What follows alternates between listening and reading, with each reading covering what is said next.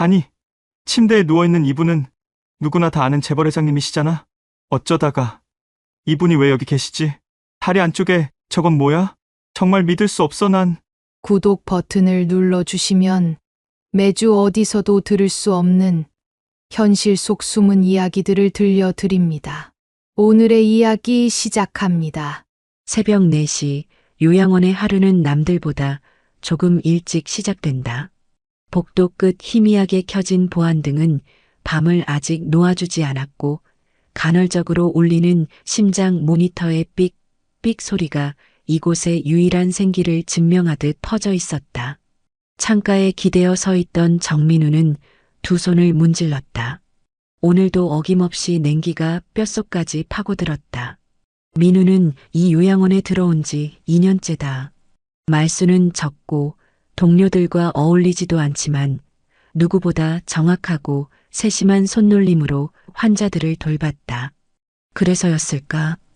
이 요양원에서 가장 까다롭다는 인물, 윤영수 회장의 간병을 전담하게 된 것도 결국은 그였다. 윤 회장은 대한민국 굴지의 대기업을 일군 인물이다. 그의 회사 제품은 집집마다 하나씩은 있을 정도였다. 그러나 지금 그 명성은 벽에 걸린 액자 속 기사로만 존재할 뿐이다. 현재 그의 몸은 반쪽도 채 움직이지 않고 의사소통조차 불가능한 상태다. 간혹 무언가를 말하려는 듯 입술을 달싹이지만 의미를 읽어낼 수는 없다. 치매는 그렇게 한 인간의 역사 전체를 서서히 갉아먹는 병이었다. 회장님, 새벽입니다. 오늘도 기저귀부터 갈게요. 민우는 늘 그랬듯 회장의 상태를 꼼꼼히 확인하고 수건을 따뜻한 물에 적셨다. 입 주변을 닦고 손을 씻기고 얇은 시트를 정돈한 뒤 바지를 내릴 준비를 했다. 간병이라는 일은 남의 육체를 매만지는 일이지만 그 속에는 정신을 건드리는 침묵의 교감이 있었다. 민우는 항상 생각했다. 이 일은 어쩌면 자신에게 남은 유일한 방식의 가족 만들기가 아닐까 하고. 그는 고아였다. 부모의 얼굴도 이름도 모르고 자랐다. 고아원은 계절이 몇 번 바뀌는지 알려주지 않았고 생일도 타인이 정해주는 것이었다. 그래서 그는 누군가에게 내가 누군지 모르는 채 돌보는 일이 익숙했다. 어릴 때 기억은 거의 없는데 이상하게도 한 가지 장면은 떠나질 않아. 민우의 기억 속 그는 어느 날 한 어른의 무릎 위에 앉아 있었다. 겨우 걷는 나이였지만 그 어른은 왼쪽 허벅지를 손으로 가리키며 말했다. 여기 너 이름 새겼다. 무영이.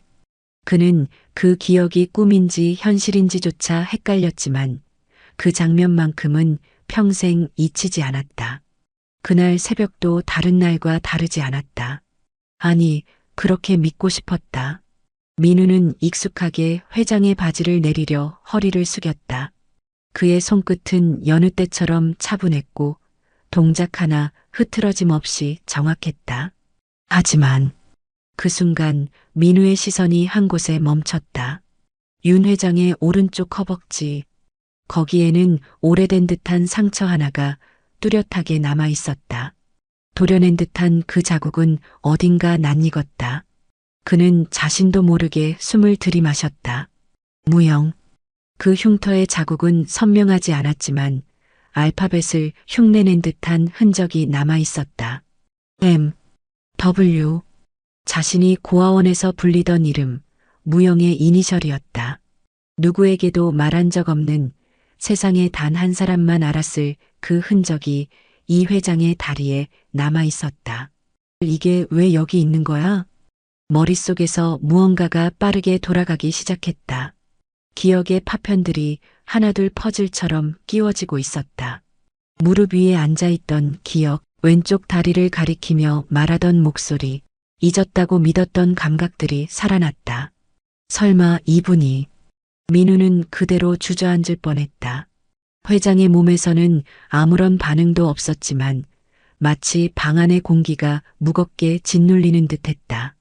이건 우연일까? 아니면 잊힌 운명의 연결고리일까? 그는 차마 다시 눈을 들지 못했다. 몸은 굳었고 입술은 덜덜 떨렸다. 아무도 없는 새벽의 병실. 오직 자신과 눈을 감고 누운 노인만이 이 진실을 공유하고 있었다.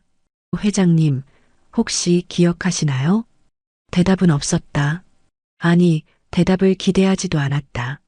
다만 민우는 느꼈다. 회장의 눈꺼풀이 살짝 떨렸다는 것을. 그 순간 오래전 어린 무영의 이름을 불러주던 그 음성이 마음속 어딘가를 찌르듯 되살아났다. 민우는 그 자리에서 한참을 움직이지 못한 채 흘러나오는 눈물을 참으며 한 가지 생각을 되뇌었다. 나는 이 사람의 아들이었을지도 모른다. 민우는 그날 이후로 병실에 들어설 때마다 어깨가 묵직했다. 평소와 다를 것 없는 요양원의 새벽인데도 걸음은 느려지고 손끝은 조심스러웠다. 익숙하던 일상이 낯설어졌다는 건 그 안에 변곡점이 생겼다는 증거였다. 흉터. 윤 회장의 오른쪽 허벅지에 남아있던 그 이니셜은 단순한 상처 이상의 의미를 갖고 있었다. M, W. 자신이 고아원에서 불리던 유일하게 남아있는 이름의 약자. 그 흔적이 왜 그 사람의 몸에 있었을까? 도무지 설명할 수 없는 감각이 민우의 가슴에 남아있었다. 그냥 우연일 거야. 그래야 맞는 거겠지. 침대맡에 앉은 민우는 조용히 회장의 얼굴을 바라보았다. 희미하게 떨리는 눈꺼풀, 무표정한 얼굴, 끊어진 말줄기. 그는 아무 말도 할 수 없고 어떤 의사도 전달할 수 없다. 그러나 민우는 그 얼굴 속에 무언가를 찾고 있었다. 닮은 점이 있는지, 뼈대의 선, 눈썹의 각도, 손가락의 길이 같은 것들. 전에는 한 번도 느껴보지 못했던 감정이었다. 요양원 원장 박선자는 그날 아침 회장의 상태를 체크하러 병실에 들렀다. 언제나처럼 꼼꼼하고 단정한 그녀였지만 문득 민우를 향해 의미심장한 말을 건넸다. 민우 씨, 요즘 회장님한테 더 마음이 가는 것 같네요. 뭔가 사연이라도 있는 건가요? 사연이요? 그런 건 없습니다. 그럼 다행이고요. 간병인은 마음까지 얽히면 힘드니까요. 환자가 떠난 뒤에도 쉽게 놓지 못하더라고요. 민우는 아무 말도 하지 않았다. 말하지 못한 것이 아니라 말하고 싶지 않았던 것이다. 박 원장이 병실을 나선 뒤 민우는 회장의 다리 위 흉터를 다시 떠올렸다. 단지 누군가가 낙서처럼 새긴 흔적일 수도 있다. 하지만 왠지 그게 아니라는 확신이 들었다. 어린 시절의 기억이 또렷이 떠올랐다. 자신을 무릎에 앉히고 무영아라고 불러주던 따뜻한 목소리. 그 목소리의 주인공이 남긴 흔적이 바로 저 흉터일지 모른다는 생각이 들자 그의 속은 복잡하게 얽혀 들어갔다. 오전 11시쯤 병동 로비에서 낮은 구두 소리가 울렸다. 윤 회장의 딸 김희정이 오랜만에 요양원을 찾은 날이었다. 리셉션에서 사인을 하고 올라오는 그녀의 모습은 여느 때와 다르지 않았다. 잘 다려진 셔츠, 바지주름 하나 없이 반듯한 정장. 그러나 표정은 더 싸늘해져 있었다. 여전히 아무 말도 없으시군요. 가끔 손가락을 움직이시거나 눈을 뜨시긴 합니다. 반응은 미약하지만 그걸 반응이라고 부르나요? 그냥 근육 경련이겠죠. 민우는 그 말에 대꾸하지 않았다. 김희정은 아버지에게 유독 날이 선 사람이었다. 말은 무심했지만 시선만큼은 오래도록 침대에 머물렀다. 그 눈길 속에는 미움과 슬픔이 동시에 담겨 있었다. 묻고 싶은 말들이 많았지만 그녀는 말하지 않았다. 대신 가방에서 흰 봉투 하나를 꺼내 회장의 손에 올려두었다. 무엇입니까? 사전 유언장입니다. 연명 치료 거부, 재산 분배 의사 포함. 이제는 절차를 진행해야죠. 민우는 조용히 봉투를 내려다보았다. 공식적인 서류임이 분명했고 정식 날인도 있었다.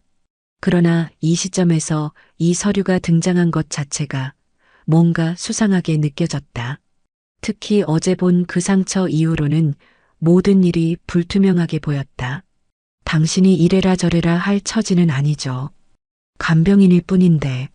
맞습니다. 저는 간병인입니다. 하지만 지금은 보호자도 없고 회장님은 의사소통도 안 됩니다. 최소한 확인은 필요합니다. 김희정은 짧게 한숨을 쉬었다. 무언가 말하고 싶어 하는 듯 입술을 움직였지만 곧 닫았다. 그리고는 조용히 병실을 나갔다. 그 뒷모습을 보며 민우는 생각했다. 진짜 가족이면서도 저토록 냉담할 수 있다면 자신은 대체 무엇인가? 만약 정말 제가 당신 아들이라면 그 말은 허공에 흩어졌다. 하지만 그 순간 회장의 손가락이 다시 한번 떨렸다. 민우는 그 움직임이 단순한 반사작용이 아니라고 믿었다. 그는 몸을 숙여 회장의 귀에 대고 아주 조용히 속삭였다. 회장님, 아니, 어쩌면 아버지, 제가 무영입니다.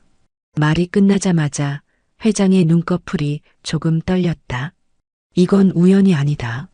민우는 확신했다. 이제 그는 더 이상 이 방에 단순히 간병인으로 있는 것이 아니었다. 그 순간 병실 안의 공기가 확연히 바뀌었다.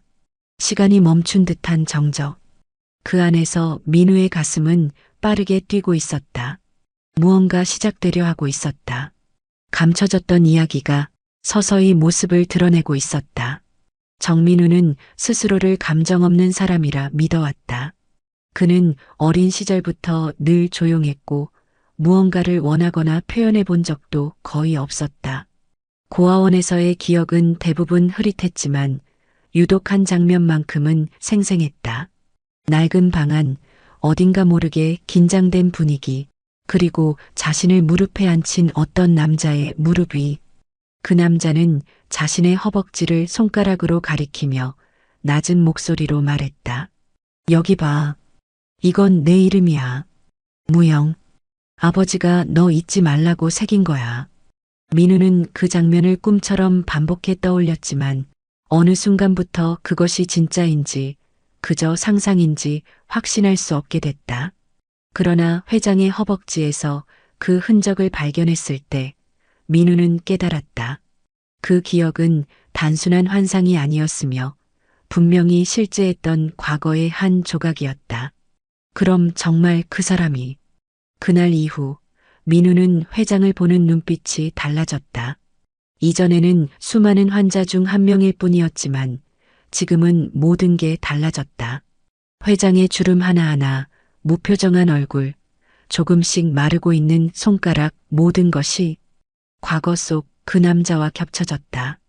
회장은 대한민국 굴지의 기업 영항그룹의 창업자였다.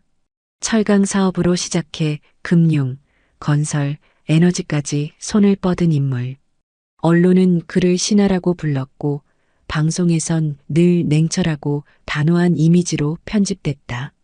그는 늘 말수가 적고 감정을 드러내지 않았다고 한다. 하지만 그런 남자도 누군가의 아버지였고 누군가에게는 상처를 남겼다. 김희정, 그의 유일한 법적 딸.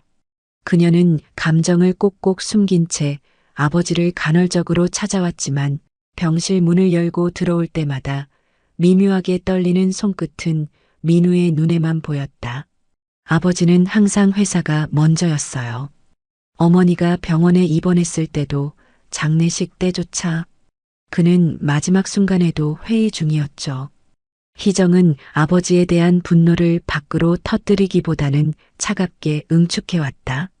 겉으론 단단해 보였지만 민우는 그녀의 눈빛 속에서 사랑을 갈구하던 아이의 모습을 읽었다. 그와 동시에 민우는 자신이 희정과 또 다른 관계로 연결되어 있을 가능성도 생각했다.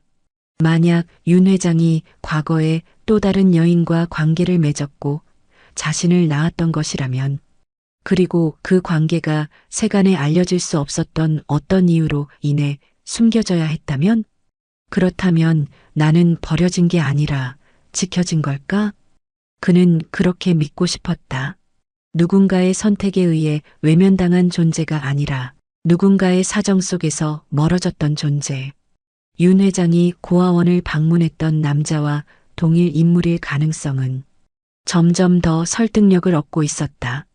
그 당시 고아원 직원들 중 몇몇은 나이 든 남자가 혼자 다녀갔다고 했고, 그가 남긴 봉투 안에는 작은 액수의 돈과 무형을 잘 부탁한다는 쪽지가 있었다는 전원도 남아 있었다. 박선자 원장은 이 사실을 어렴풋이 알고 있었는지도 몰랐다.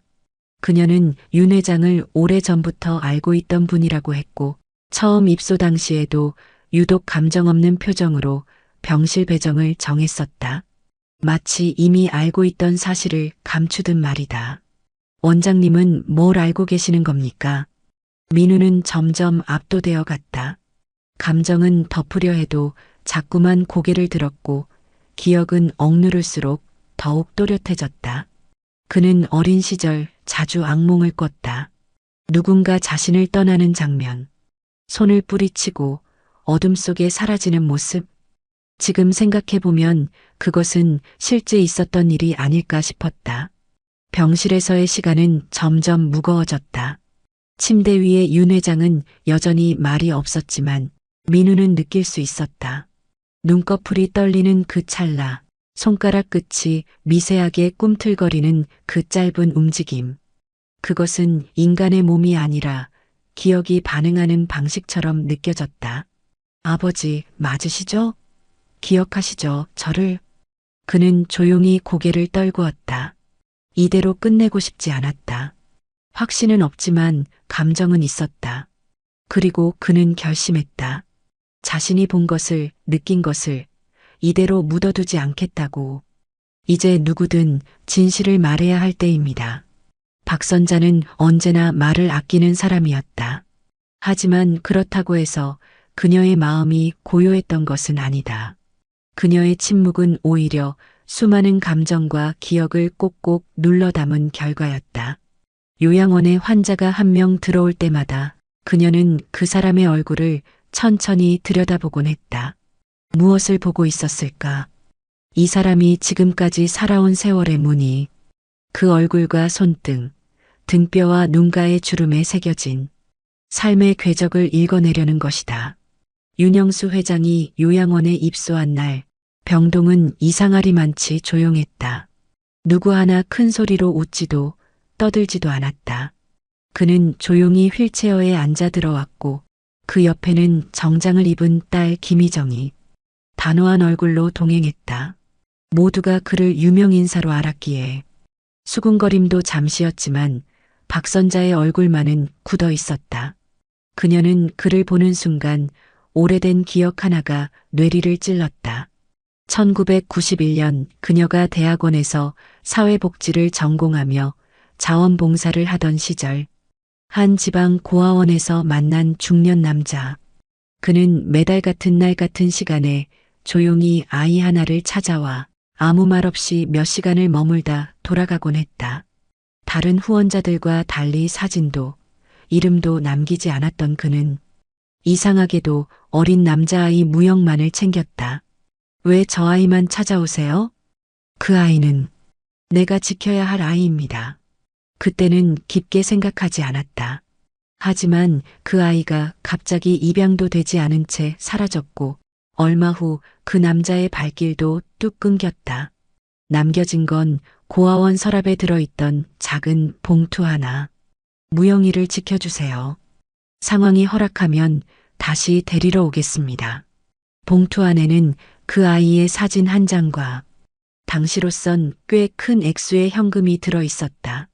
세월이 흘러 윤영수 회장을 병동에서 다시 마주했을 때 박선자의 등골이 서늘해졌다.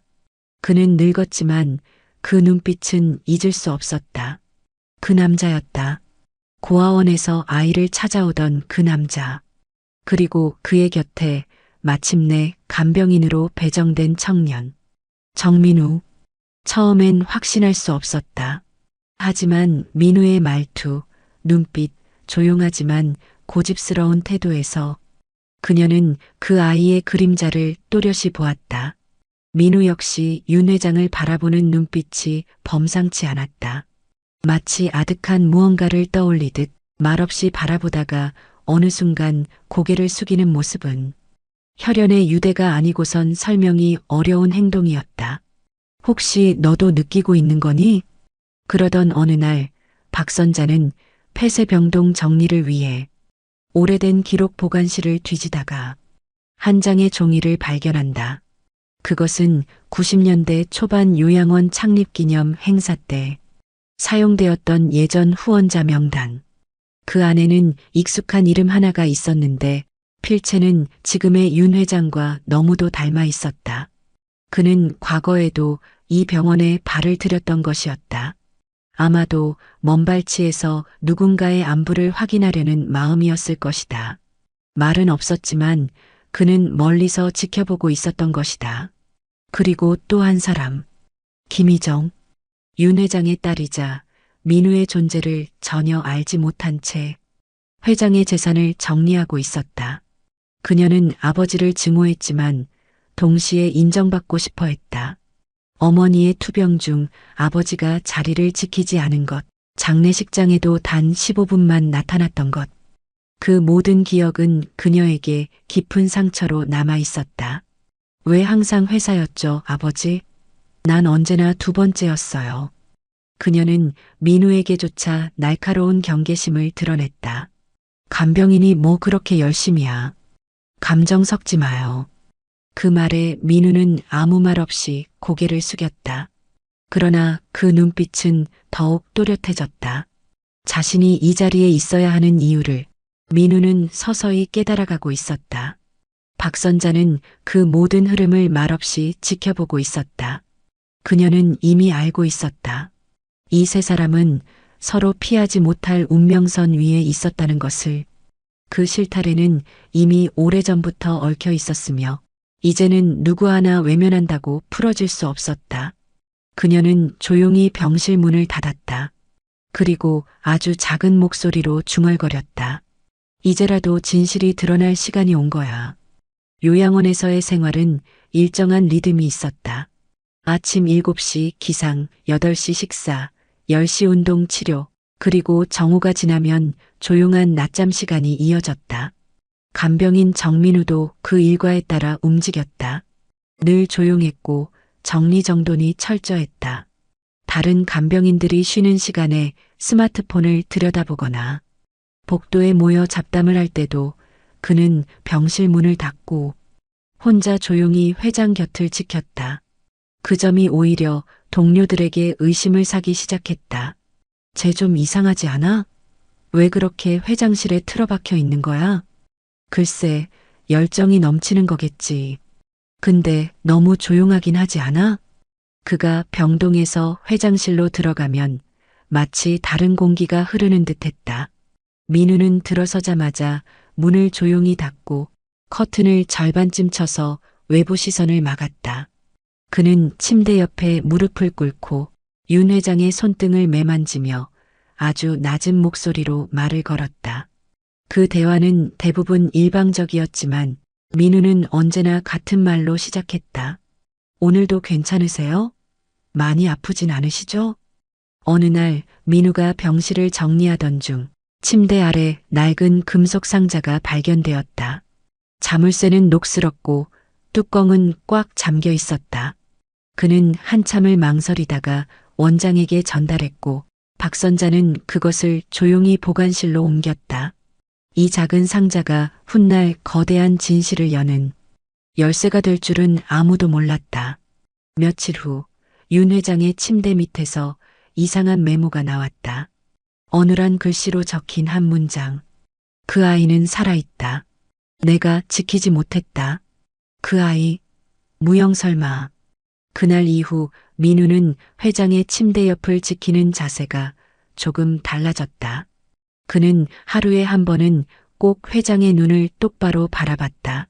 그리고 귀에 바짝 대고 속삭이듯 말했다. 저예요. 무영이요. 기억 안 나세요? 한편 김희정은 아버지의 간병인에 대한 경계를 늦추지 않았다. 그녀는 민우가 병실에서 오래 머무는 이유가 못마땅했고 어느 날은 아예 병동 CCTV를 요청해 확인하기까지 했다. 그 영상 속 민우는 회장의 손을 붙잡고 앉아 있었지만 그녀는 그 모습조차 불편하게 느껴졌다. 이 간병인 감정이 너무 깊어. 업무랑 감정을 섞지 말라니까. 그러나 CCTV 영상의 한 장면이 그녀를 잠시 멈칫하게 만들었다. 회장의 얼굴이 희미하게 일그러지며 미소 비슷한 표정을 짓는 순간 그 표정은 평소의 무표정과 너무도 달랐다. 설마 아버지가 감정을 느끼는 거야? 그날 밤 박선자는 한참 동안 요양원 뒷뜰을 거닐다 민우와 마주쳤다. 서늘한 바람이 불고 달빛이 창백하게 쏟아지는 밤이었다. 회장님이 무영이라는 아이에 대해 언급하신 적 있나요? 그 이름 기억하세요? 기억하죠. 오래됐지만 가슴에서 잊히지 않더군요. 서로의 눈을 바라본 두 사람은 더 이상 말을 잇지 못했다. 그러나 그 순간 둘 사이엔 하나의 확신이 생겼다. 무언가 곧 드러난다는 예감. 정민우는 침묵 속에서 점점 더 많은 것을 느끼고 있었다. 그는 어린 시절의 기억을 조각조각 떠올렸다. 좁은 방 창밖을 바라보며 멍하니 있던 어느 날 낯선 남자가 찾아와 자신을 조용히 껴안았던 장면. 그때는 이유를 몰랐지만 지금은 안다. 그가 바로 윤영수 회장이었다는 걸. 피는 말하지 않아도 흐른다. 그의 몸은 기억하고 있었다. 왜 이제야 왜 아무 말도 안 하고. 그러나 그 감정이 커질수록 주변의 시선도 예민해졌다. 민우의 간병 방식은 확실히 다르다는 것이 병동 안에서 조금씩 퍼지기 시작했다. 다른 환자와 간병인 사이엔 어느 정도 거리감이 존재했지만 민우는 회장을 대할 때마다 무언가 간절한 태도를 보였다. 정민우 그 친구 간병이라기보단 뭔가 속사정 있는 것 같지 않아? 맞아. 며칠 전에 회장님 손 붙잡고 울더라고. 그거 보고 등골이 좀 서늘하더라니까. 박선자 원장도 이상하리만큼 그 둘의 관계를 눈여겨보고 있었다. 민우는 다른 간병인들보다 훨씬 일찍 출근하고 마지막까지 남아 있었다. 식사도 대충 때우고 오로지 회장만을 돌보았다. 이상했다. 하지만 박선자는 직감적으로 그럴 만한 이유가 있다고 느꼈다. 저 눈빛 보호자 이상이야. 저건 죄책감이야. 윤 회장의 상태는 표면적으로는 큰 변화가 없었다. 의식은 미약했고 반응은 거의 없었다.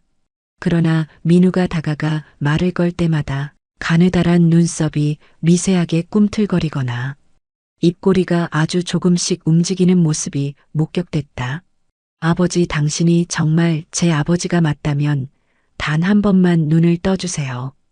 그 말은 점점 더 자주 반복됐다. 처음엔 속삭임이었지만 점차 절규가 섞여갔다. 침대 옆에 무릎을 꿇고 그의 손등에 이마를 붙인 채 민우는 울음을 삼켰다. 하지만 윤 회장은 여전히 움직이지 않았다. 마치 모든 감정을 억누르고 있는 듯.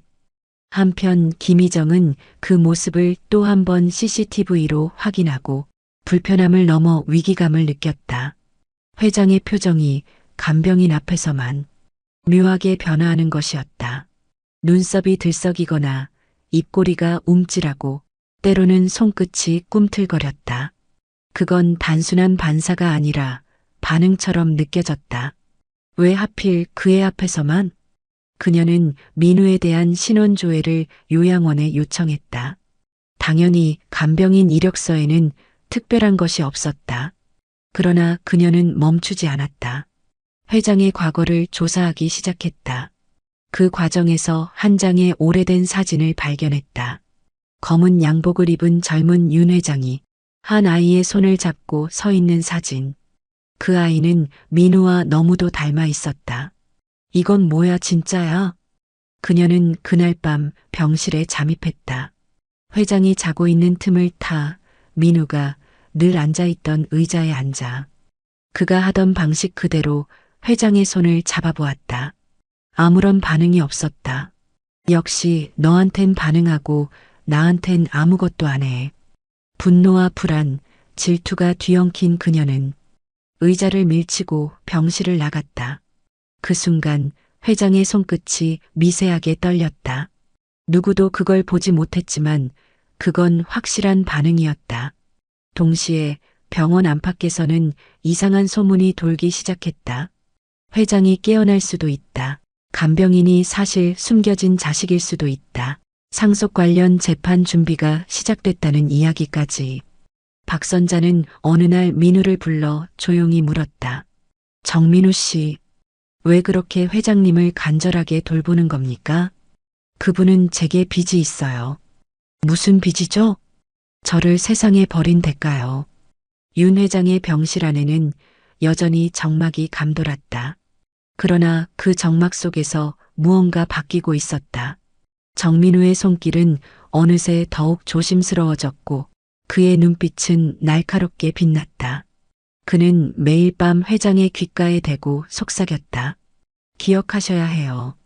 이제 곧 모두 드러날 거예요.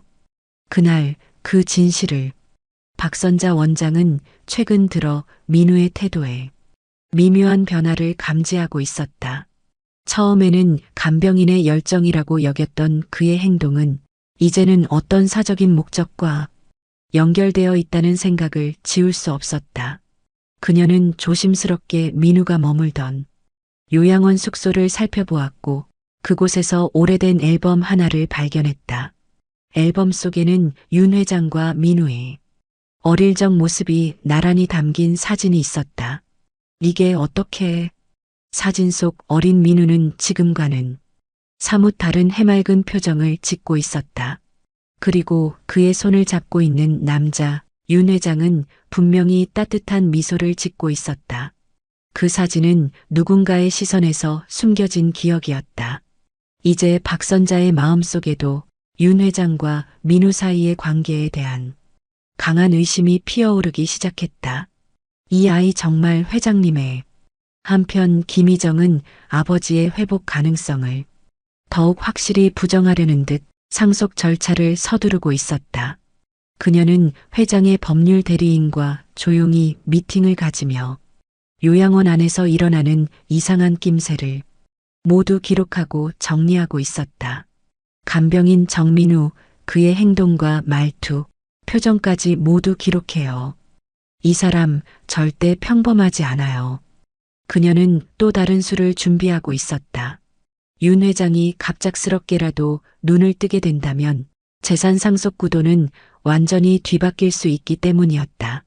그러던 중 김희정은 요양원에서 일하는 간병인 중 한 명으로부터 한 통의 메모를 전달받는다.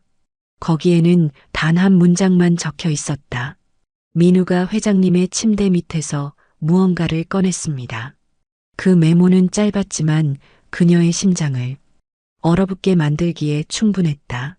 곧바로 병실 CCTV를 확인한 그녀는 민우가 밤중에 회장의 병실을 정리하다 침대 아래를 확인하고 그곳에서 무언가를 꺼내 들고 나가는 모습을 보게 되었다. 그는 무표정한 얼굴로 금속 상자를 들고 있었고 잠시 병실을 바라보더니 다시 조심스럽게 문을 닫았다. 뭘 숨기는 거야? 왜 상자를? 그 상자가 무엇인지 그녀는 알지 못했다. 그러나 무언가 중요한 것이라는 것은 직감했다. 그날 밤 김희정은 몰래 민우의 숙소로 향했다. 그가 자리를 비운 사이 조용히 문을 열고 안으로 들어섰다. 그리고 한쪽 구석, 벽장 안 깊숙한 곳에서 그 상자를 발견한다. 작은 자물쇠로 잠긴 금속 상자. 하지만 그녀는 열지 않았다. 아니, 열 수 없었다. 그 상자는 분명히 윤 회장과 민우 사이의 진실을 담고 있을 터였다. 그 순간 그녀의 손이 떨리기 시작했다. 이걸 열면 뭔가 돌이킬 수 없게 될 거야. 그녀는 결국 상자를 제자리에 그대로 두고 나왔다. 그러나 다음 날 박선자는 민우에게 상자에 대해 조용히 물었다. 민우 씨, 그 상자 당신이 가져간 거 알고 있어요. 열지 않으셨군요. 감사합니다. 그 안에 뭐가 들어있죠? 거짓말의 시작이에요. 그리고 끝이기도 하죠. 이 짧은 대화는 박선자의 가슴을 무겁게 만들었다. 이제 그녀는 알았다. 민우가 이곳에 온 이유는 단순한 간병이 아니었다는 것. 그리고 윤 회장은 지금 아주 중요한 순간을 기다리고 있다는 것도. 작은 반전은 이제 막 시작되었을 뿐이었다. 어느 흐린 오후였다. 요양원 복도 창가에 걸려있던 흰 커튼이 바람에 휘날리며 병실 안으로 미세한 빛을 끌어들였다. 윤 회장의 병실은 언제나처럼 조용했지만 공기의 밀도가 다르게 느껴지던 날이었다. 그날 정민우는 마지막이라고 생각하며 상자를 열었다. 이제는 마주해야 해. 금속 상자의 뚜껑을 열자 오래된 종이 냄새와 함께 5장의 편지가 나타났다. 그중 하나는 아직 봉인된 채였고 나머지는 여러 번 접힌 흔적이 있었다. 봉인된 봉투에는 누군가의 떨리는 손으로 써내려간 글씨가 보였다. 정민우에게 내가 이걸 보게 된다면 나는 이미. 그 글씨는 다름 아닌 윤영수 회장의 필체였다. 민우는 편지를 열지 않고 그대로 품에 안았다. 그가 처음으로 울지 않고 담담히 손가락 끝으로 그 종이의 결을 느끼고 있었다. 왜 이제야 왜 당신이 그때 그랬는지 이 안에 다 있는 거죠? 그리고 다음 날 박선자 원장은 민우에게 CCTV 기록 일부를 보여주었다. 며칠 전 윤 회장의 손이 분명하게 움직였다는 장면이었다. 그 움직임은 누군가의 이름을 들었을 때였다. 민우라고 부를 때였습니다. 보세요, 이 장면. 손가락이 분명히 반응했어요. 의사도 처음엔 믿지 않았지만 반복 재생 후 그의 입에서 결국 나왔다. 이건 반사신경이 아닙니다. 자극에 대한 자각적 반응일 가능성이 있어요. 그 소식은 곧바로 김희정에게 전달되었고 그녀는 분노에 휩싸였다. 그녀가 가장 두려워했던 상황, 윤 회장이 깨어나는 순간이 눈앞에 다가오고 있었기 때문이다. 안 돼, 절대 안 돼. 그 사람이 눈을 뜨면 모든 게 끝장이야. 그녀는 민우를 정면으로 마주했다. 긴장감으로 얼어붙은 병동, 회장의 병실 앞에서 둘은 처음으로 날것의 감정을 드러냈다. 당신 대체 뭐야? 왜 자꾸 아버지 옆을 맴도는 거지? 말씀드렸잖아요. 간병인일 뿐이라고. 거짓말하지 마. 당신 아버지와 무슨 관계야? 사진 다 봤어. 왜 당신이 거기 있어? 그건 당신 아버지가 대답해야 할 문제입니다. 이 대화는 CCTV에 녹화됐고 박선자는 고심 끝에 병원의 법률팀에 보고했다. 동시에 병원 내 전산 서버에서 민우의 간병인 등록 기록이 삭제되었다. 그를 병원 밖으로 내보내려는 의도가 분명했다. 그러나 민우는 꿈쩍도 하지 않았다. 나는 이 병실을 떠나지 않겠습니다. 회장님이 깨어나실 때까지. 그리고 그날 밤 윤 회장의 손이 다시금 움직였다. 아주 미세했지만 명확한 의지였다. 손가락 끝이 민우 쪽을 가리키듯 떨렸고 눈꺼풀이 단 한 번 천천히 들썩였다. 방금 눈 움직이지 않았어요? 기분 탓 아냐? 하지만 다음 순간 침대 머리맡에 놓인 심박 수치가 크게 요동쳤다. 의사는 곧장 회장의 상태를 확인했고 그의 심박 리듬이 상승 중이라는 것을 확인했다. 환자가 자극에 반응하고 있습니다. 이건 회복 신호예요. 이 상황은 병원 내 윤 회장 회복 가능성이라는 제목으로 비공식적으로 회람되었고 김희정은 더 이상 혼자 해결할 수 없음을 깨달았다. 그녀는 자신의 법률 대리인을 다시 호출했다. 이제 민우를 막는 건 불가능해요.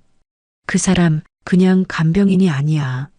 그리고 마침내 민우는 봉투를 열었다. 윤 회장의 육필 편지가 펼쳐졌다. 그 글은 단순한 유서가 아니었다. 숨겨진 혈연의 고백, 버려야 했던 이유, 그리고 후회의 시간들이 구체적으로 적혀 있었다. 나는 널 지키지 못했다. 세상이 날 용서하지 않더라도, 너는 나를 이해해주지 않더라도, 단 한 번만 내가 내 손을 다시 잡아주길 바란다. 이젠 늦었어요. 하지만 당신 말대로 마지막까지 옆에 있을게요. 그날 이후 민우는 다시 병실을 지켰고 윤 회장은 밤마다 손끝을 움직였다. 그들의 관계는 더 이상 의심의 대상이 아니었다. 그리고 이 모든 것을 지켜보던 박선자는 조용히 중얼거렸다. 드디어 진실이 열린 거군요. 윤 회장의 손가락 떨림은 이제 더 이상 우연이라 할 수 없었다.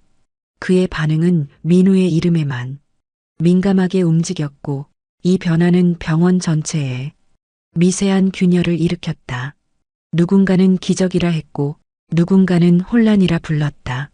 하지만 김희정에게 그것은 위협이었다. 저 사람 회장님이 저 사람에게만 반응해. 왜? 병실 유리창 너머로 지켜보는 그녀의 시선은 점점 불안에 사로잡혔다. 매일 아침 병실 앞을 지키고 있는 민우의 모습은 언젠가부터 간병인이 아닌 누군가의 자식처럼 느껴졌다. 설마, 정말 설마 아버지가 숨기고 있던 진실이. 그녀는 자신도 모르게 어린 시절을 떠올렸다. 가끔 윤 회장이 정색하며 어머니와 싸운 그 밤들. 그때마다 그는 무슨 이유인지 방 안에서 며칠을 혼자 있었다. 그리고 그 방 안에는 희정이 들어갈 수 없는 작은 서랍장이 있었다. 그 서랍 어릴 땐 절대 열지 못했는데 그 서랍 안에는 오래된 사진 몇 장과 종이들이 있었고 그 중 하나에 또렷하게 적혀 있던 이름. 정민우. 그 이름이 아버지가 왜 혼자 그 이름을 곱씹고 있었는지 이해되는 순간이었다. 민우 역시 혼란스러웠다. 요양원에 들어온 이후 그는 간병인 중 누군가로부터 유독 냉대를 받았다. 식사 교대 명단에서 의도적으로 누락되거나 의료팀이 그에게 중요한 정보를 전달하지 않는 일이 반복되었다. 이건 우연이 아니야. 누군가 나를 일부러 밀어내려 하고 있어. 그는 침묵 속에서 아버지의 손을 잡았다. 가끔 그 손은 아주 미세하게 그의 손가락을 감싸듯 움직이기도 했다. 그럴 때마다 민우는 마음이 흔들렸다. 그리고 가슴속 깊은 곳에서 오랫동안 묻어두었던 장면 하나가 떠올랐다. 11살이었어. 고아원에 처음 들어갔을 때 그곳에는 TV도 없었고 신문 한 장이 유일한 바깥 세상이었지. 그는 그 신문에서 윤 회장의 인터뷰를 봤다. 내게 가장 부끄러운 건 한 아이를 버린 일이다. 기사 속에선 이름이 가려져 있었지만 그는 본능적으로 그 아이가 자신일 것이라 느꼈다. 다시 현재 박선자 원장은 오래된 병원 기록 하나를 열람 중이었다. 그 파일 속에는 윤 회장의 진료 내역과 함께 20여 년 전 방문자 명단이 있었다. 그 중에는 정민우라는 이름이 명확히 남아 있었다. 그는 15살 무렵 병원에 한 차례 방문한 이력이 있었다. 이 아이가 그때 그 아이가 맞다면 그녀는 윤 회장의 첫 부인을 잠시 떠올렸다. 자신이 수간호사였던 시절 그 여인이 병원에서 누군가를 입양 보냈다는 풍문을 들은 적이 있다. 그때는 단순한 가족사라 생각했지만 지금은 다르게 다가왔다. 그분이 직접 병원에 와서 다시는 이해 얘기하지 말라고 하셨지. 그 기억은 희미했지만 진실의 뿌리에는 무게가 있었다. 민우는 아무것도 모르고 병상 옆을 지키고 있었고 희정은 점점 더 예민해졌다. 그녀는 자신의 위치가 위태롭다는 것을, 민우가 그 자리를 차지하게 될지도 모른다는 두려움에 시달렸다. 절대 안 돼. 이건 내가 지켜야 해. 그리고 며칠 뒤 병원에서 작은 해프닝이 발생했다. 민우가 회장실 근처에서 CCTV를 점검하던 직원과 마주쳤고 그는 우연히 녹화 서버 일부가 조작된 흔적을 발견했다. 여기 왜 지난주 기록이 삭제돼 있죠? 전 그런 작업한 적 없습니다. 그 순간 민우는 확신했다. 이곳 어딘가에 자신을 감추려는 누군가가 있다는 걸. 그리고 그 누군가는 자신보다 훨씬 오래전부터 이 진실을 숨겨오고 있었다는 사실을. 이 싸움, 이제 시작이야. 윤 회장의 손가락 떨림은 이제 더 이상 우연이라 할 수 없었다. 그의 반응은 민우의 이름에만 민감하게 움직였고 이 변화는 병원 전체에 미세한 균열을 일으켰다. 누군가는 기적이라 했고 누군가는 혼란이라 불렀다. 하지만 김희정에게 그것은 위협이었다. 저 사람 회장님이 저 사람에게만 반응해. 왜? 병실 유리창 너머로 지켜보는 그녀의 시선은 점점 불안에 사로잡혔다. 매일 아침 병실 앞을 지키고 있는 민우의 모습은 언젠가부터 간병인이 아닌 누군가의 자식처럼 느껴졌다. 설마, 정말 설마 아버지가 숨기고 있던 진실이. 그녀는 자신도 모르게 어린 시절을 떠올렸다. 가끔 윤 회장이 정색하며 어머니와 싸운 그 밤들. 그때마다 그는 무슨 이유인지 방 안에서 며칠을 혼자 있었다. 그리고 그 방 안에는 희정이 들어갈 수 없는 작은 서랍장이 있었다. 그 서랍 어릴 땐 절대 열지 못했는데 그 서랍 안에는 오래된 사진 몇 장과 종이들이 있었고 그 중 하나에 또렷하게 적혀 있던 이름. 정민우. 그 이름이 아버지가 왜 혼자 그 이름을 곱씹고 있었는지 이해되는 순간이었다. 민우 역시 혼란스러웠다. 요양원에 들어온 이후 그는 간병인 중 누군가로부터 유독 냉대를 받았다. 식사 교대 명단에서 의도적으로 누락되거나 의료팀이 그에게 중요한 정보를 전달하지 않는 일이 반복되었다. 이건 우연이 아니야. 누군가 나를 일부러 밀어내려 하고 있어. 그는 침묵 속에서 아버지의 손을 잡았다. 가끔 그 손은 아주 미세하게 그의 손가락을 감싸듯 움직이기도 했다. 그럴 때마다 민우는 마음이 흔들렸다. 그리고 가슴속 깊은 곳에서 오랫동안 묻어두었던 장면 하나가 떠올랐다. 11살이었어.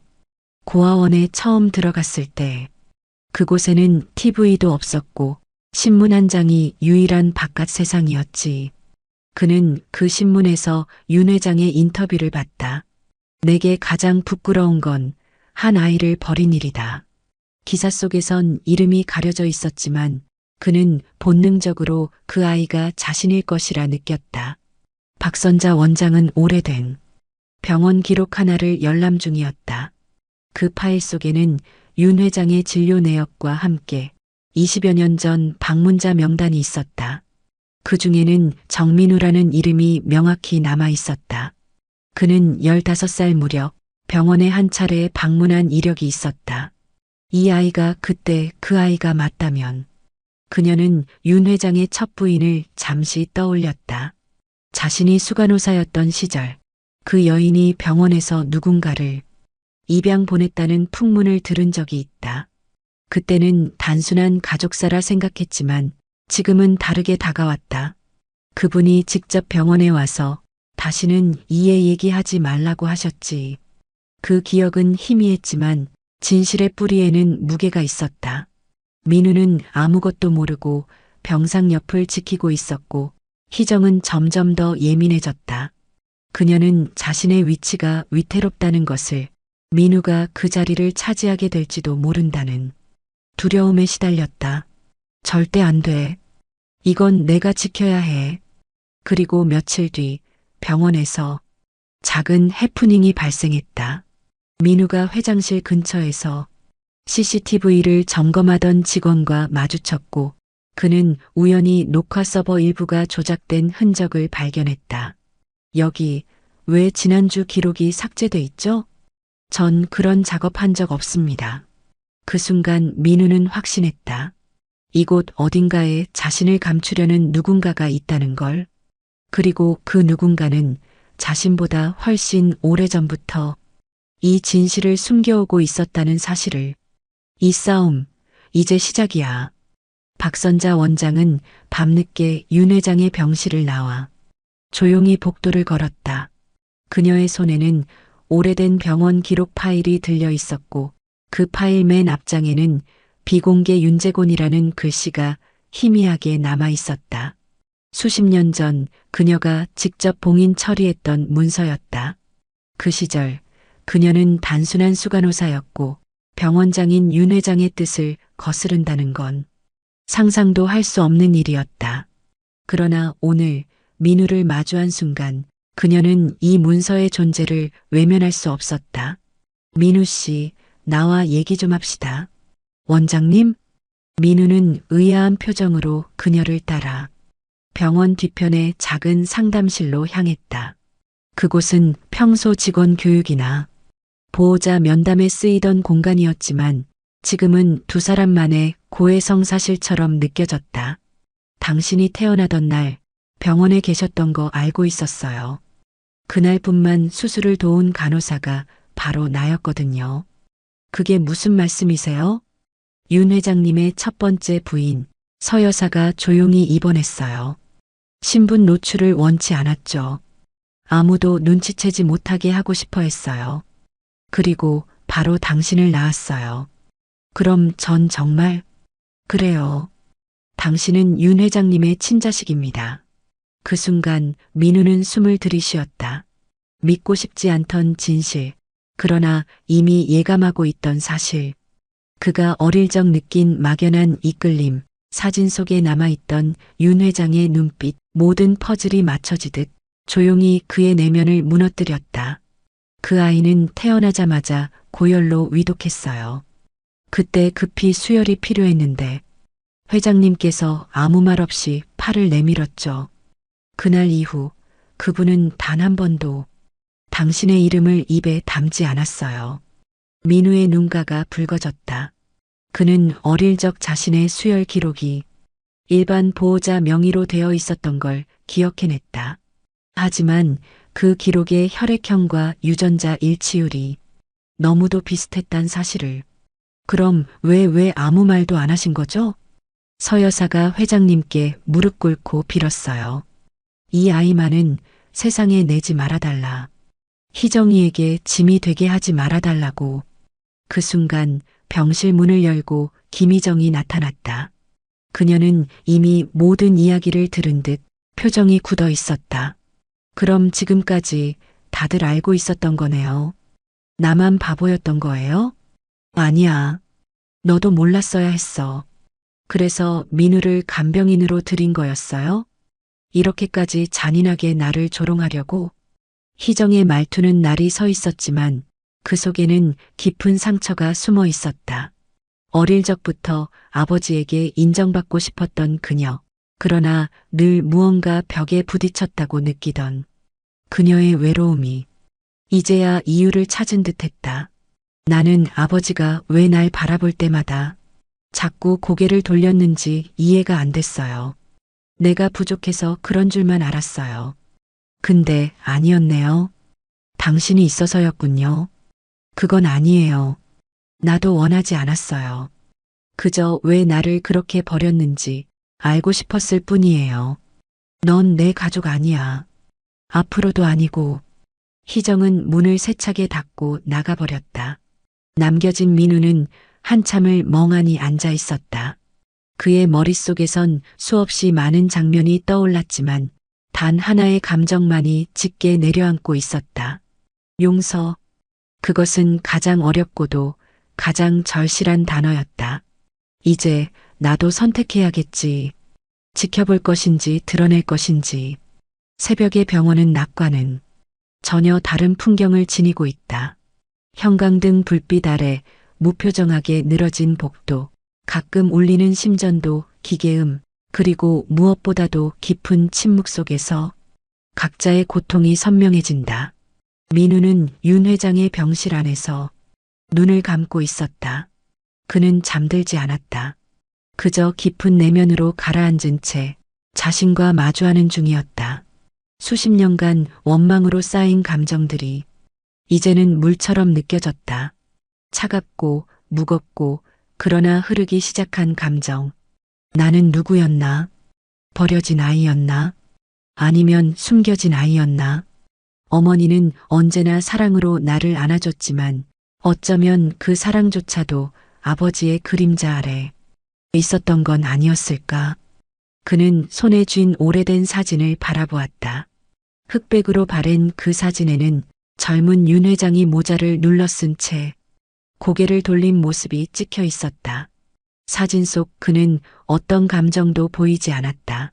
그러나 이제 민우는 그 무표정의 의미를 조금은 알 것 같았다. 그게 죄책감이었다면 너무 늦은 후회 아닙니까? 그 시각 희정은 병원 옥상에 서 있었다. 찬바람이 머리를 날리고 슬리퍼 차림의 발이 바닥에 붙은 채 꿈쩍도 하지 않았다. 그녀는 무너졌다. 무언가를 잃은 것도 아닌데 모든 것을 빼앗긴 기분이었다. 나는 늘 노력했어. 아버지한테 인정받으려고. 그 사람만큼 공부하고 일하고 냉정해지려고도 했어. 그런데 결국 단 한 번도 진짜 사랑받은 적은 없었던 거네. 그녀는 울지 않았다. 아니, 눈물조차 나지 않았다. 대신 속이 텅 비어버린 느낌이었다. 바람 한 점에도 흔들릴 것 같은 감정이 나뭇가지 위에 서 있었다. 그 애는 내가 평생 되려고 애쓴 진짜 자식이었구나. 한편 박선자 원장은 간호사실 한 구석에서 고개를 숙이고 있었다. 책상 위엔 오래된 청진기 하나와 윤 회장 부인의 메모가 놓여 있었다. 아이를 숨겨줘요. 그 아이는 죄가 없어요. 윤 회장이 그 애를 보는 눈빛이 무서워요. 그건 미안함도 아니고 사랑도 아닌 도망이에요. 그때 내가 입을 열었어야 했는데 희정이든 민우든 누구도 이런 방식으로 고통받지 않게 했어야 했는데 그녀의 얼굴에 처음으로 노쇠한 표정이 드러났다. 한 세월을 함께 지켜온 그녀에게도 이 병원은 단지 직장이 아니었다. 하나의 비밀 창고였고 또 하나의 무덤이기도 했다. 묻었던 감정들이 무너져 내리며 박선자 역시 붕괴에 가까운 회한을 삼키고 있었다. 그리고 다시 병실. 민우는 회장의 손을 잡고 속삭였다. 당신이 내 아버지라면 이제 내게 해줄 수 있는 건 단 하나예요. 대답하세요. 살고 싶습니까? 윤 회장은 대답하지 않았다. 그러나 그 눈가에 아주 미세한 물기가 맺혔다. 감정의 언어는 말이 아니었다. 숨소리, 떨림, 침묵. 그 모든 것이 말보다 정확히 감정을 전했다. 민우는 미소를 지었다. 그리고 아주 단단한 어조로 말했다. 그렇다면 싸울게요. 이제부터는 도망치지 않을 겁니다. 누가 뭐라 해도 저는 아버지의 아들입니다. 하루가 저물고 아침이 밝았다. 병원 창밖으론 안개가 옅게 깔려 있었고 그 속에서 햇살이 조심스레 병실을 비쳤다. 윤 회장의 병상 위에도 온기가 내려앉았다. 민우는 여전히 자리를 지키고 있었다. 이젠 다리도 저리고 눈도 퀭하게 꺼져 있었지만 이상하게 마음은 편안했다. 그는 아버지의 손을 쓰다듬으며 속삭였다. 이 병실 처음 왔을 땐 단지 과거를 확인하러 온 거였어요. 그런데 지금은 그냥 곁에 있고 싶다는 생각이 드네요.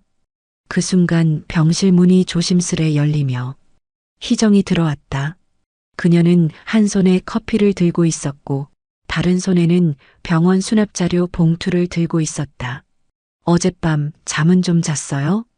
여기까지 오신 줄은 몰랐네요. 방금 온 건 아니에요.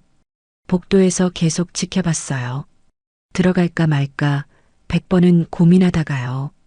민우는 자리에서 일어나 커피를 건네받았다. 그 순간 두 사람 사이에 어색한 침묵이 흘렀다. 그러나 그것은 이전처럼 날카롭고 벼랑 끝 같은 침묵이 아니었다. 오히려 아주 조심스럽게 이어붙인 대화의 시작 같은 고요였다. 어릴 때부터 병원은 참 싫었어요. 냄새도 싫고 그 차가운 기계 소리도. 그런데 아버지가 저를 데려오면 무조건 3층 상담실에 앉혀두곤 했어요. 혼자서 한참 기다려야 했고, 그때마다 왜 나랑 같이 있지 않을까 하는 생각만 했어요. 그땐 아마 저 때문이었겠죠. 그래서 더 미웠던 것 같아요. 당신이요. 알아요. 그 짧은 대화 속에서 민우는 희정의 눈빛이 변해가는 걸 느꼈다. 분노에서 체념으로, 그리고 아주 조심스러운 용서의 틈까지. 그녀도 이 진실을 소화하기까지 오랜 시간이 필요할 것이다. 하지만 분명한 건 이제 서로를 부정하지는 않는다는 것이다. 이거 아버지 명의로 돼 있던 보험 자료예요. 당신 이름 그 안에 들어있더군요. 거의 10년 가까이 수혜자로. 정말요? 나는 몰랐어요. 그리고 그 사람이 그렇게까지 했다는 것도 믿기 힘들지만 이제 와서 따지고 싶지도 않아요. 그녀는 봉투를 민우에게 건넸다. 그 안에는 10년간 민우가 아무도 모르게 보호받고 있었던 흔적이 담겨 있었다.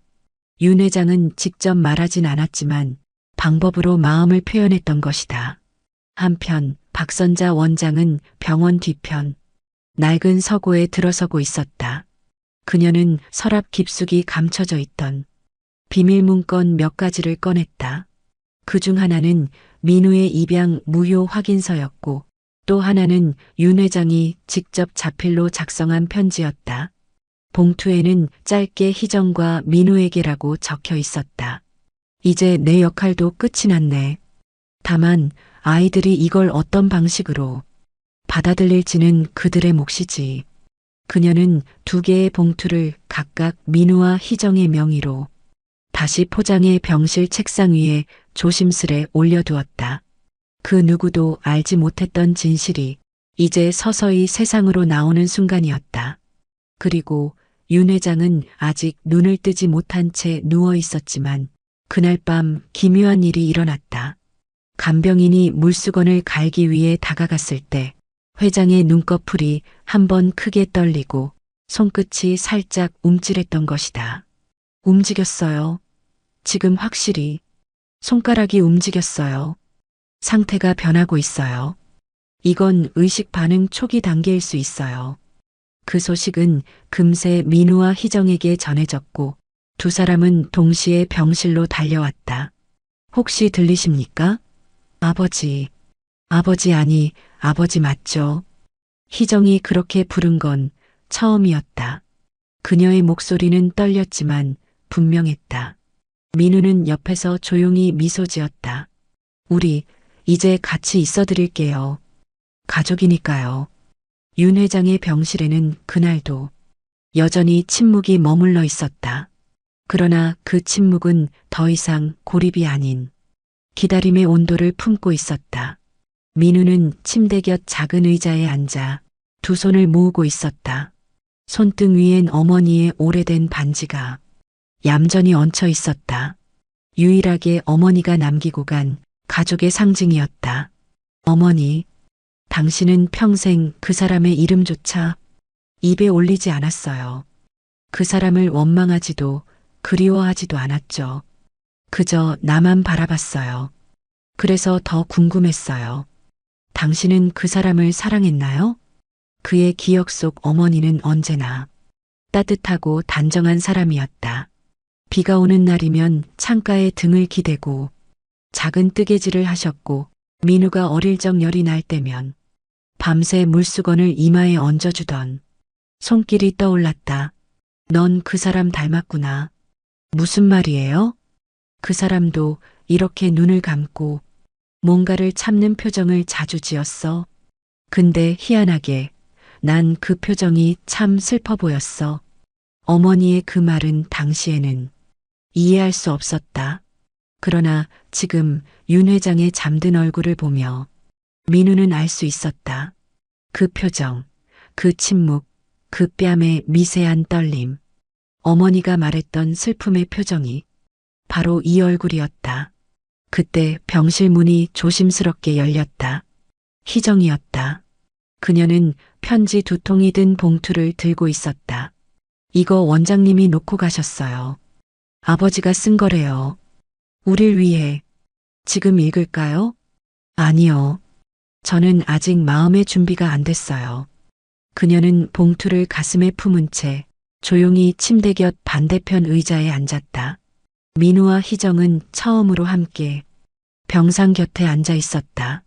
두 사람 사이에 말은 없었지만 오랜 원망과 질투의 감정은 바닥을 지나 흩어지고 있었다. 한참이 흐른 후 민우는 병실 밖 작은 정원으로 나갔다. 그리고 어머니의 반지를 꺼내며 중얼거렸다. 당신이 숨기고 싶어 했던 진실을 나는 결국 마주하게 됐어요. 그 사람은 나를 완전히 외면하진 않았어요. 어쩌면 사랑하는 방법을 몰랐던 걸지도 몰라요. 그는 고개를 들었다. 정원 가장자리에 서 있는 한 노부가 눈에 들어왔다. 바로 박선자 원장이었다. 그녀는 오래된 병원 수첩을 넘기고 있었다. 원장님, 어쩌면 윤 회장님도 내 어머니만큼이나 두려웠을 거야. 자기 마음이 드러나는 걸. 그래서 거리를 두고 말없이 지켜보기만 했지. 어른이란 참 이기적일 때가 많거든. 그래도 지켜보기만 해준 것도 고마운 일이었어요. 그 말 꼭 회장님 귀에 들어갔으면 좋겠다. 그날 밤 민우는 병실로 돌아와 조심스럽게 편지 한 통을 열었다. 윤 회장의 육필이 담긴 그 글씨는 삐뚤고 흐릿했지만 확실히 살아있었다. 민우야, 미안하단 말도 고맙단 말도 쉽지 않더구나. 나는 너를 많이 바라봤다. 멀리서. 그게 다였다. 그 이상은 용기가 없었다. 내가 죽고 난 후라도 내가 이 편지를 보게 된다면 제발 나를 조금만 용서해다오. 넌 내 아들이다. 누구도 그 진실을 지울 수는 없다. 민우는 손끝으로 편지를 따라 쓰다듬었다. 그 안에서 살아 숨쉬는 후회의 온기가 느껴졌다. 그는 자리에서 일어나 윤 회장의 손을 다시 잡았다. 이번엔 더 강하게, 단단하게. 침대 옆에 있던 희정도 조용히 그의 어깨에 손을 얹었다. 같이 지켜보자, 끝까지. 민우는 고개를 끄덕이며 작게 대답했다. 그래요. 이젠 우리 둘이서. 병실의 공기는 오랜 기다림처럼 고요했다. 창문 너머로 가을 햇살이 부드럽게 스며들어 윤 회장의 창백한 얼굴 위에 잔잔한 그림자를 드리웠다. 민우는 침대 곁에 앉아 조용히 아버지의 손을 쥐고 있었다. 그 손은 여전히 차갑고 마른 채였지만 체온이 아주 조금씩 돌아오는 듯했다. 잠시 후 문이 조심스럽게 열리며 희정이 들어왔다. 그녀는 손에 작은 보온병을 들고 있었고 안에서는 따뜻한 차향이 은근히 번졌다. 밤새 여기 있었어요? 네. 혹시라도 무슨 변화가 있을까 해서요. 희정은 한숨을 내쉬고 침대 반대편 의자에 앉았다. 예전 같았으면 차가운 시선과 날 선말이 오갔을 자리였지만 오늘은 달랐다. 말 대신 두 사람의 시선이 회장에게로 향했다. 저는 어릴 때 아버지랑 마주 앉아본 적이 거의 없어요. 언제나 일 때문에 바빴고 함께 있는 시간보다 기다리는 시간이 더 많았죠. 저도 비슷했어요. 다만 저는 기다린다는 사실조차 몰랐던 것뿐이죠. 희정은 고개를 끄덕였다. 짧지만 오래 굳어있던 얼음 같은 감정이 조금 녹는 소리였다. 그때 윤 회장의 손가락이 아주 미세하게 움직였다. 민우는 반사적으로 손을 꼭 쥐었다. 희정도 자리에서 몸을 숙여 그 손을 함께 감쌌다. 서로의 손등이 맞닿았지만 두 사람 모두 그걸 떼지 않았다. 혹시 들리세요? 저희 둘 다 여기 있습니다. 아버지, 이제 혼자가 아니에요. 병실 안은 여전히 고요했지만 그 고요 속에 묘한 안도감이 퍼졌다. 민우와 희정은 아무 말 없이 한참을 앉아 있었다. 창밖의 빛이 서서히 기울어가고 석양빛이 병실 벽을 붉게 물들이는 동안에도 두 사람은 자리를 지켰다. 그날 밤 민우는 의자에 기대어 졸았고 희정은 침대 옆에서 가만히 책을 읽었다. 서로 다른 방식이었지만 그 둘은 같은 마음으로 회장을 지키고 있었다. 아침이 밝자 박선자 원장이 병실 문 앞에서 잠시 멈춰섰다. 그녀는 두 사람이 나란히 있는 모습을 바라보다가 조용히 미소 지었다. 이제라도 이렇게 곁에 있을 수 있다면 그걸로 충분하지. 아침 햇살이 병실 창가로 스며들었다. 커튼 사이로 부드러운 빛이 흘러들며 희정과 민우의 어깨를 따뜻하게 감쌌다. 그들은 밤새 자리를 지켰다. 민우는 의자에 앉아 윤 회장의 손을 잡고 있었고 희정은 반대편에서 그의 이마를 천천히 닦아주고 있었다. 심전도 기계의 삑소리가 차분하게 이어지다. 어느 순간 아주 느리게 그리고 길게 울렸다. 민우와 희정은 동시에 서로를 바라보았다. 마지막 숨이 고요하게 흘러가고 있었다. 아버지 편히 쉬세요. 저희가 여기 있습니다. 윤 회장의 얼굴은 잔잔했다. 오랜 세월 묵혀있던 표정 대신 마치 무거운 짐을 내려놓은 듯한 편안함이 깃들어 있었다. 그 손을 감싸준 두 사람의 체온이 그의 마지막 순간까지 닿아 있었다. 잠시 후 기계음이 완전히 멈췄다. 병실 안에는 심장 박동 대신 숨 고르는 듯한 깊은 정적이 내려앉았다. 희정은 눈물을 흘리지 않았다. 대신 아버지의 손등을 조용히 쓰다듬었다. 민우도 한참 동안 아무 말 없이 그 자리에 앉아 있었다. 둘 사이에 굳어져 있던 벽이 이 짧은 침묵 속에서 조금은 허물어진 듯했다. 박선자 원장이 병실 문을 열고 들어왔다. 그녀는 아무 말 없이 침대 옆으로 다가와 회장의 시트를 단정히 덮어주었다. 그리고 두 사람을 번갈아 보며 낮게 말했다. 마지막까지 함께 해주셔서 감사합니다. 민우는 고개를 숙였고 희정은 조용히 숨을 들이켰다. 그 순간 창문 너머로 바람이 스쳤다. 하얀 커튼이 잠시 부드럽게 흔들리다 이내 고요히 내려앉았다. 윤 회장의 자리는 비었지만 그가 남긴 온기와 말하지 못한 마음은 병실 안 어딘가에 여전히 머물러 있었다. 그리고 민우와 희정은 그 온기를 오래도록 기억하게 될 것이었다. 장례식이 끝난 뒤 늦가을 바람이 병원 마당의 은행잎을 한껏 흔들었다. 희정은 검은 코트를 여미고 천천히 걸었다. 민우는 한 발짝 뒤에서 묵묵히 그녀를 따라갔다. 둘은 한 번도 시선을 맞추지 않았지만 서로가 곁에 있다는 사실만으로도 이상하게 안심이 되었다. 병원 앞 작은 화단에선 하얀 국화가 바람결에 고개를 흔들었다. 희정은 잠시 걸음을 멈추고 그 꽃 한 송이를 손끝으로 매만졌다. 민우는 그런 그녀를 말없이 지켜보다가 손에 쥔 작은 봉투를 내밀었다. 아버지가 남기신 겁니다. 저 혼자 간직하기보다는 우리 둘이 나눠 갖는 게 좋을 것 같아요. 희정은 봉투를 받아들었지만 곧 열지는 않았다. 대신 조용히 고개를 끄덕였다.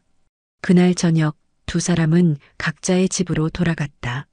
다른 길을 걸었지만 마음 한켠엔 같은 장면이 남아 있었다. 병실의 부드러운 빛, 따뜻하게 감싸진 손, 그리고 마지막까지 함께했던 침묵의 순간. 세월이 흘러도 그날의 온기는 오래도록 사라지지 않을 것이다. 그건 피로만 이어지는 것이 아닌 마음과 기억으로 맺어진 새로운 가족의 형태였다.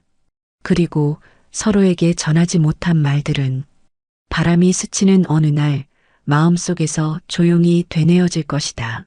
마치 아직도 누군가 곁에 있다는 듯이. 오늘 이야기가 좋으셨다면 구독과 좋아요, 알림 설정을 눌러주시고 여러분의 생각도 댓글로 많이 남겨주세요. 시청해 주셔서 감사합니다.